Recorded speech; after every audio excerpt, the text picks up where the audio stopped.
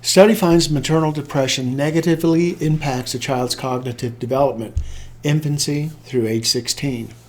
Roughly 1 in 10 women in the United States will experience depression, according to the Centers for Disease Control and Prevention. The consequences, however, may extend to their children, report researchers at the University of California, San Diego School of Medicine, who found that a mother's depression can negatively affect a child's cognitive development up to the age of 16.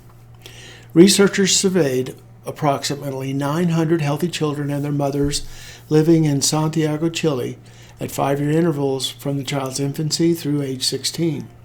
They observed how affectionate and responsive mothers were to their children at each age period, as well as how much mothers provided age-appropriate learning materials.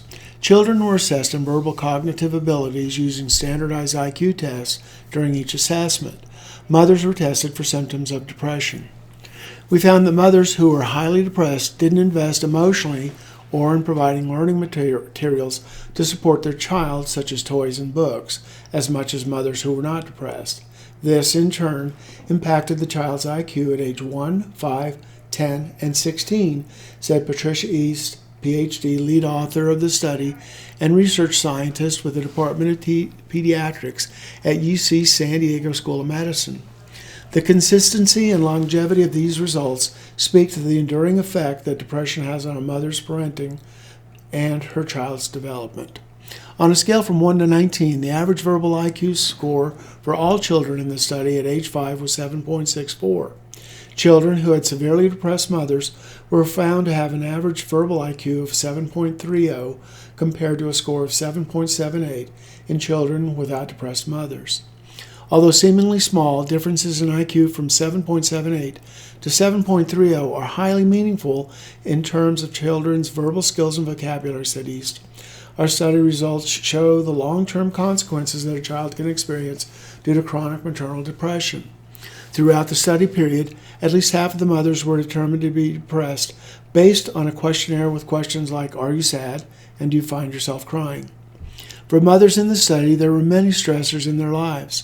Most of the mothers, while literate, had only 9 years of education, were not employed outside the home, and often lived with extended family in small, crowded homes, factors that likely contributed to their depression, said East. Many mothers suffer from depression in their first 6 months after childbirth, but for some, depression lingers. East said the study suggests that approximately 20% of mothers who are severely depressed when their child turns age 1 remain depressed for a long time. For healthcare providers, the results show that early identification, intervention, and treatment of maternal depression are key, said East. Providing resources to depressed moms will help them manage their symptoms in a productive way and ensure their children reach their full potential. Study authors said future steps include further analyzing the data to see how mothers' depression affects children's own depressive symptoms through childhood and adolescence, and children's academic achievement and health, such as their likelihood of being overweight or obese.